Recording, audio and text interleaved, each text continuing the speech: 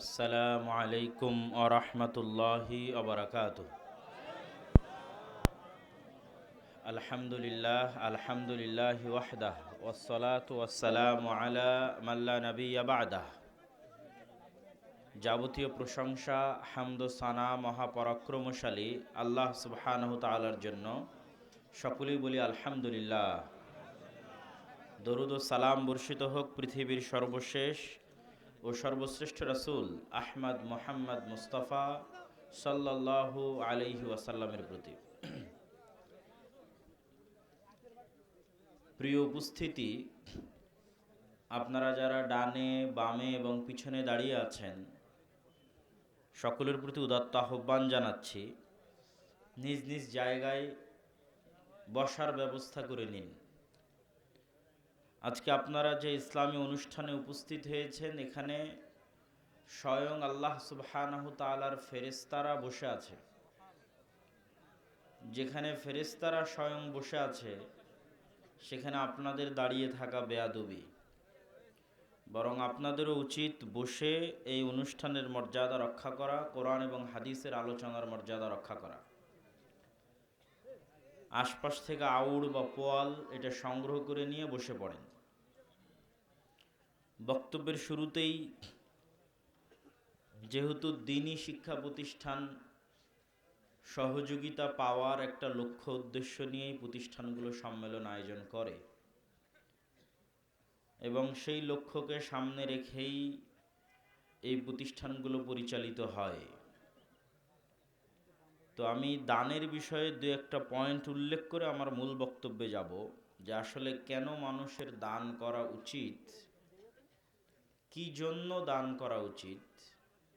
এটা জানলে দান করতে ভালো লাগবে।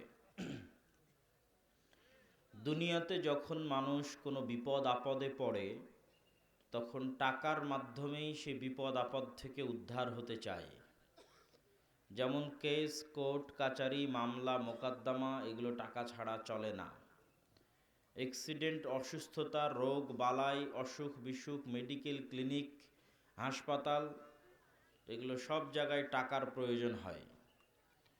এই ধরনের যে কোনো বিপদে যখন মানুষ পড়ে, তখন সে টাকা দিয়েই সেই বিপদ থেকে উদ্ধার হওয়ার চেষ্টা করে। তো আজকের দুনিয়াতে যেমন মানুষ বিপদ থেকে বাঁচতে চায় টাকা দিয়ে, পরকালেও এই ধরনের বিপদে মানুষ পড়বে। পরকালেও মানুষের নামে মামলা মোকদ্দমা, কেস, কোর্ট কাচারি সব কিছু হবে।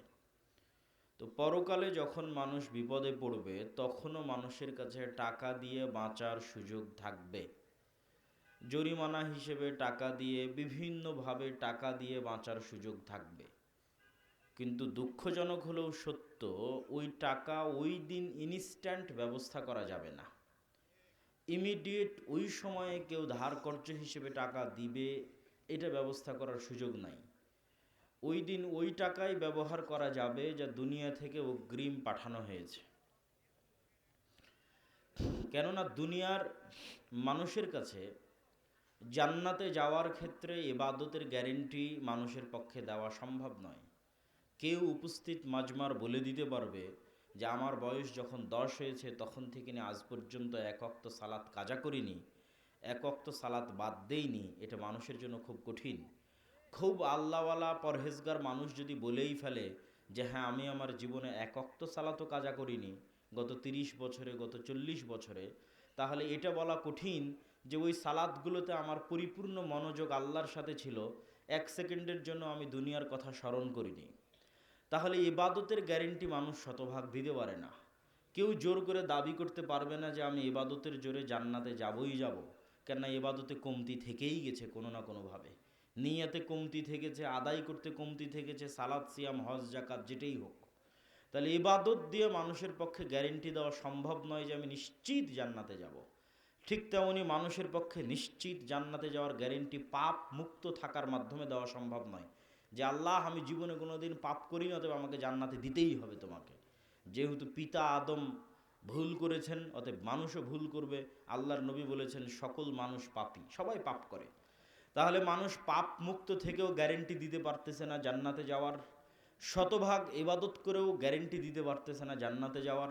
তাহলে জান্নাতে যাওয়ার গ্যারেন্টি দিতে পারে এরকম দুটো জিনিস পৃথিবীতে আছে, যেই দুটো জিনিস দিয়ে নিশ্চিত জান্নাতে যাওয়া যাবে। ইন্নাল্লাহ হাশতারা মিনাল মুমিনিনা আনফুসাহুম ওয়া আমওয়ালাহুম বিআন্না লাহুমুল জান্নাহ। আল্লাহ সুবহানাহু ওয়া তাআলা জান্নাত বিক্রি করবে, মানুষ কিনে নিবে। শুধু দুটো দিয়ে জান্নাত ক্রয় বিক্রয় সম্ভব। ঠিক যেভাবে আপনারা বগুড়া, গাইবান্ধা, রংপুর, ঢাকায়, গুলশানে, দুবাইয়ে প্লট বা ফ্ল্যাট কিনেন, আল্লাহ সুবহানাহু ওয়া তাআলা ওইভাবে জান্নাতের প্লট ফ্ল্যাট বিক্রি করে দিবে, আপনাকে কিনে নিতে হবে। এই ক্রয় দুটো মাধ্যমে সম্ভব।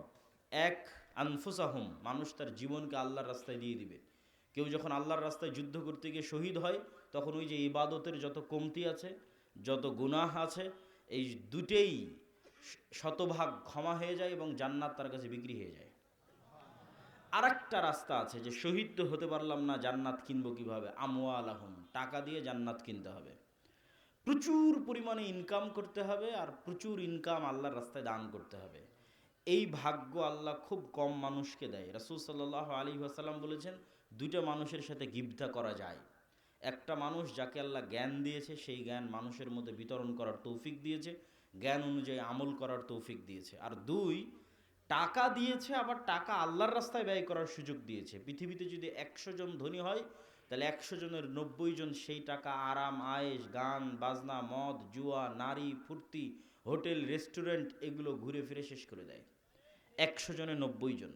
তাহলে এই মানুষ খুবই ব্যতিক্রম, যাকে আল্লাহ টাকাও দিয়েছে, আবার ওই টাকা আল্লাহর রাস্তায় ব্যয় করার তৌফিকে দিয়েছে। খুবই ব্যতিক্রম মানুষ। এই ব্যতিক্রম মানুষের কাছে জান্নাত বিক্রি হয়ে গেছে। এই জন্য টাকা অর্জনের চেষ্টা করতে হবে এবং টাকা আল্লাহর রাস্তায় দান করার চেষ্টা করতে হবে। দান এই জন্য সবচেয়ে শক্তিশালী, সবচেয়ে পাওয়ারফুল। কিয়ামতের মাঠে যত ইবাদতের কমতি আছে, যত গুনাহ আছে, যত মানুষ পাওনাদার আছে, গীবত, তহমত, অপবাদ, সবগুলোকে কাভার দিবে দান একাই। আর যদি কিয়ামতের মাঠে দেখেন আপনি গরিব মিসকিন, তাহলে তো আপনার বাঁচার কোনো রাস্তা নাই।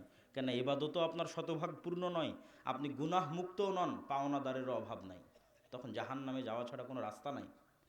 অতএব কিয়ামতের মাঠে আপনার ইবাদতের কমতির রিকভার দিবে, আপনার গুনাহের রিকভারি দিবে। পাওনাদার যারা আসবে, গীবত, তহমত, অপবাদ, জিনিসপাতি মেরে নেওয়া, তাদের সবার রিকভারি দিবে আপনার দান, আপনার টাকা, যা আপনি অগ্রিম পাঠিয়ে রেখেছেন।